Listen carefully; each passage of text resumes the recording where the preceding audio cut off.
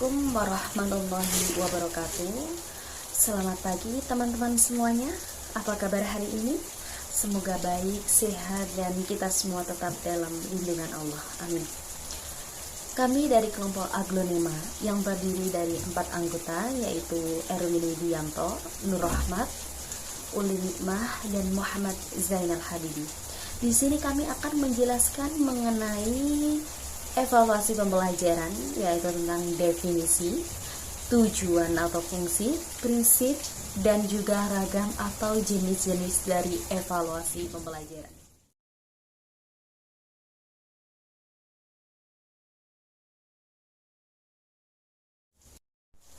Saya Uli Nikmah. Di sini saya akan menjelaskan mengenai definisi evaluasi pembelajaran. Evaluasi pembelajaran adalah suatu proses menentukan tingkat pencapaian tujuan pembelajaran yang telah ditentukan sebelumnya. Karena dengan pengukuran dan penilaian akan menjadi hal utama dalam evaluasi pembelajaran. Akan tetapi, banyak sekali orang mengartikan bahwa evaluasi itu adalah ujian. Padahal ujian bukan evaluasi dari pembelajaran, akan tetapi adalah bentuk dari evaluasi pembelajaran. Banyak sekali hal yang perlu kita evaluasi dalam pembelajaran, bukan hanya dengan ujian atau dengan tes semester kenaikan kelas. Contohnya ketika siswa disuruh oleh gurunya untuk menulis A sampai Z. Nah, kita lihat apakah ada perubahan dalam siswa menulis itu ataukah tidak. Contohnya, ketika siswa disuruh menulis A sampai Z, dia hanya bisa menulis A sampai M.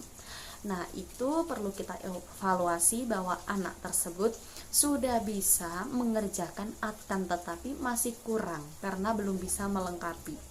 Nah, itu merupakan evaluasi dari pembelajaran. Sedangkan menurut para ahli, evaluasi pembelajaran adalah pengumpulan kenyataan secara sistematis kepada siswa apakah siswa tersebut sudah melakukan perubahan ataukah belum. Sederhananya, evaluasi pembelajaran digunakan untuk memperbaiki sistem. Sedangkan caranya adalah memberikan penilaian berdasarkan data yang sudah kita lakukan atau kita teliti sebelumnya. Saya Nur Rahmat. Saya akan menjelaskan tujuan evaluasi pembelajaran. Tujuan evaluasi pembelajaran menurut Nana Sujana tahun 2017 yaitu dibagi menjadi 4. Yang pertama, mendeskripsikan kecakapan bagi belajar para siswa sehingga dapat diketahui kelebihan dan kekurangannya dalam berbagai bidang studi atau pelajaran yang ditempuhnya. Yang kedua, mengetahui keberhasilan proses pendidikan dan pengajaran di sekolah, yakni seberapa jauh keefektifannya dalam mengubah tingkah laku para siswa ke arah tujuan pendidikan yang diharapkan. Yang ketiga, menentukan tindak lanjut hasil penilaian, yakni melakukan perbaikan dan penyempurnaan dalam hal program pendidikan dan pengajaran serta strategi pelaksanaannya. Yang keempat, memberikan pertanggungjawaban dari pihak sekolah kepada pihak-pihak yang berkepentingan. Maksudnya yaitu tujuan evaluasi pembelajaran adalah mengukur atau mentolak ukur atau bermaksud untuk melihat sudah sampai mana kecakapan para siswa sehingga dapat ditentukan nanti untuk kedepannya apakah perlu diperbaiki ataukah sudah baik. Nah, tujuan evaluasi pembelajaran yaitu seperti itu, melihat sudah sampai mana kecakapan para siswa sehingga untuk kedepannya bisa lebih baik dan bisa lebih baik. Yang selanjutnya yaitu tentang fungsi evaluasi pembelajaran. Fungsi evaluasi pembelajaran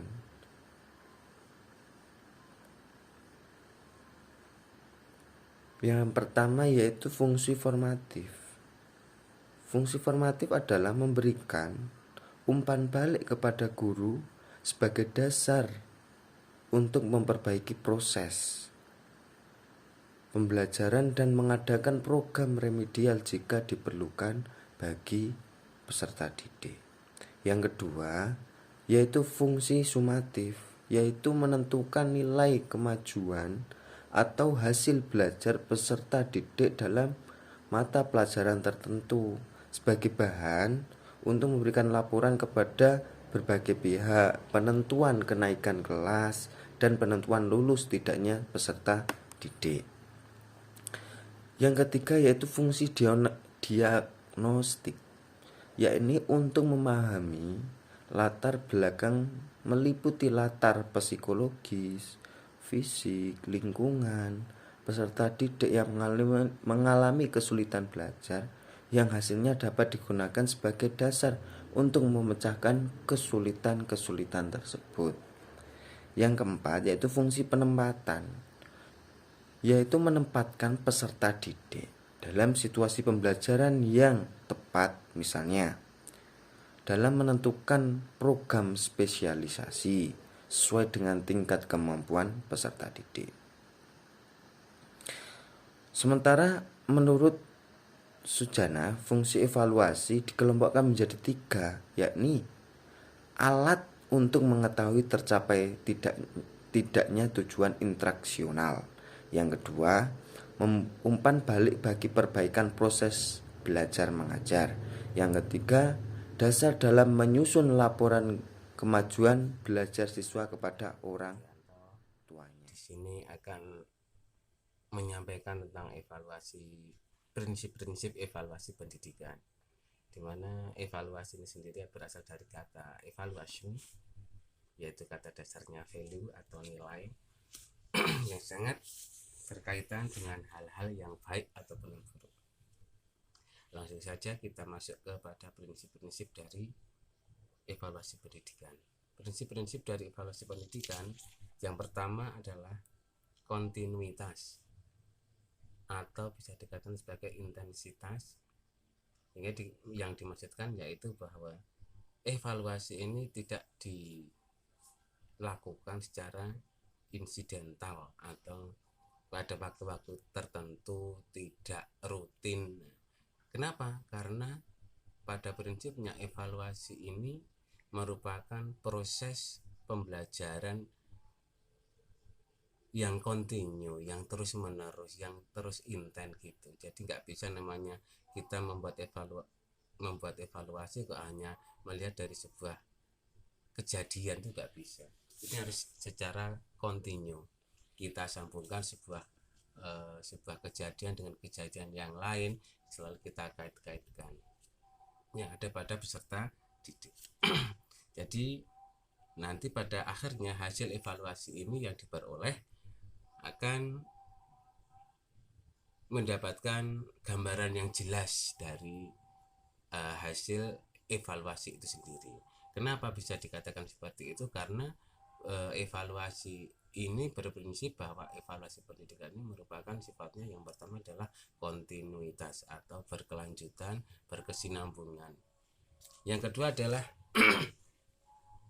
prinsip evaluasi yang kedua pendidikan yaitu komprehensif, yaitu kita harus bisa mengambil seluruh objek itu sebagai bahan evaluasi.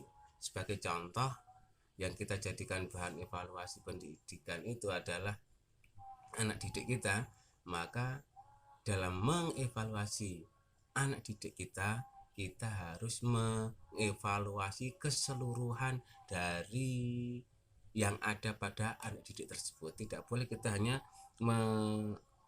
mengambil evaluasi hanya dari sebuah faktor saja, sehingga pada akhirnya aspek dari kepribadian anak ini juga akan ikut dievaluasi. Pada akhirnya yang kita evaluasi itu adalah keseluruhan dari yang ada pada anak didik tersebut, bisa mencakup kognitif, afektif, dan juga psikomotor. Yang ketiga, prinsip evaluasi pendidikan yang ketiga adalah objektif dan adil. Artinya bahwasanya dalam melaksanakan evaluasi ini kita harus melaksanakan seadil mungkin, seobjektif mungkin. Tidak ada dalam namanya evaluasi yaitu pandang bulu, pilih kasih, like, dislike, itu harus kita singkirkan. Artinya bahwa dalam melaksanakan evaluasi kita harus adil. Dengan kata lain bisa dikatakan secara mudah, evaluasi ini merupakan penilaian apa adanya gitu.